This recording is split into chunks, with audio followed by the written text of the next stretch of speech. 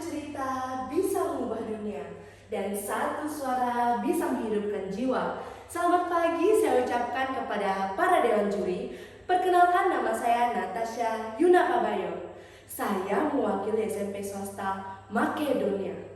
Dongeng yang akan saya bawakan berjudul Ular Raksasa Endaung. Dongeng ini ditulis oleh Dian Kristiani. Dahulu di kaki sebuah gunung di daerah Bengkulu, hidup seorang janda tua dengan 3 anak gadisnya. Dari ketiga anak gadis tersebut, si bungsulah yang paling rajin membantu ibu mereka bekerja di ladang untuk memenuhi kebutuhan hidup sehari-hari mereka. Ia juga yang harus memasak sepulang dari ladang.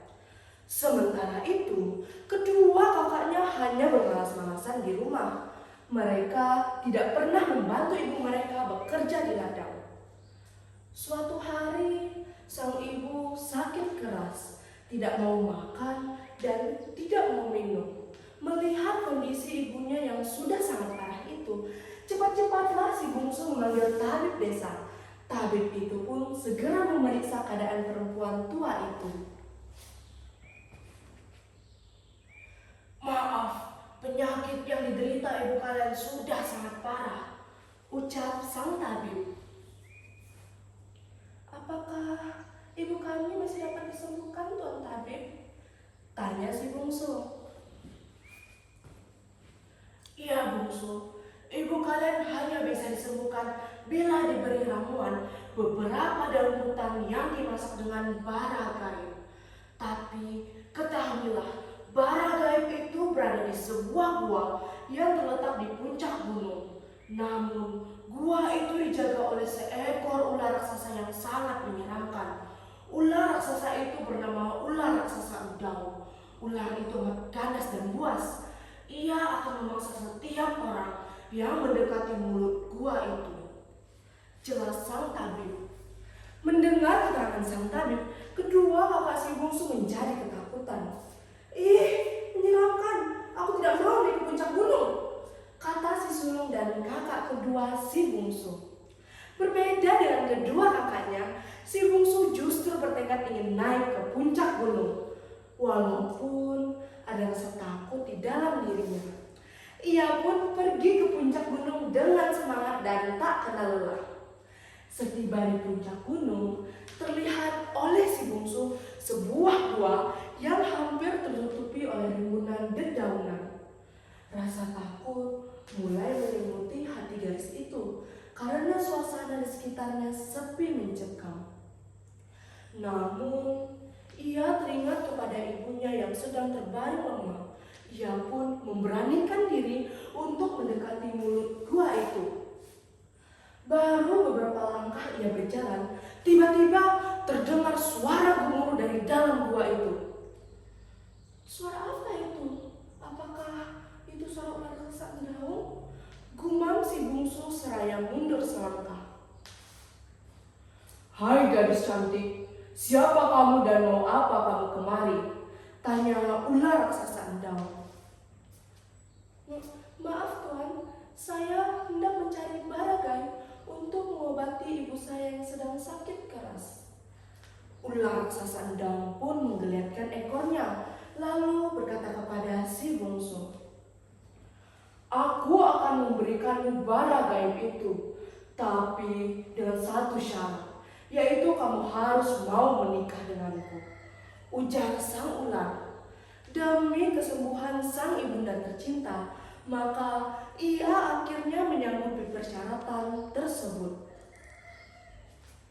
"Baiklah, saya bersedia menikah dengan Tuan setelah ibu saya kembali sehat," kata si bungsu.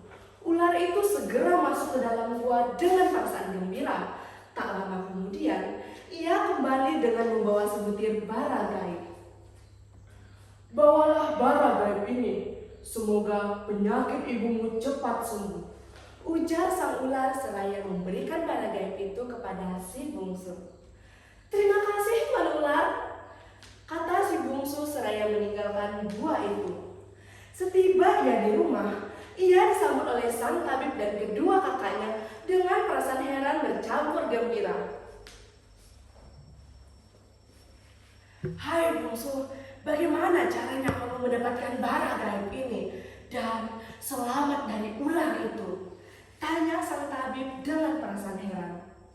Si bungsu pun menceritakan semua peristiwa yang dialaminya di puncak gunung, bagaimana ia mendapatkan bara gaib itu.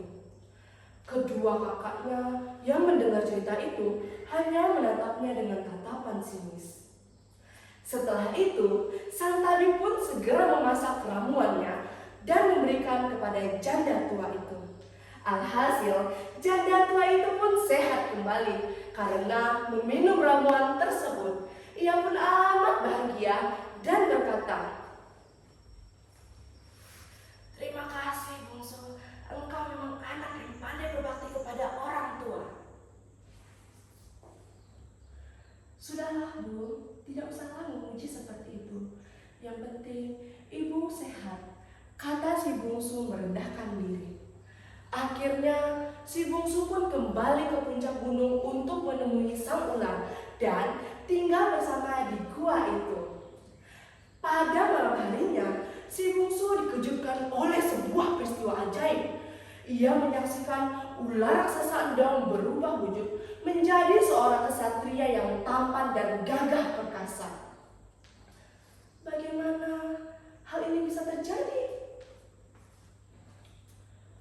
Maaf Dinda, aku sebenarnya adalah seorang pangeran dari salah satu kerajaan di negeri ini.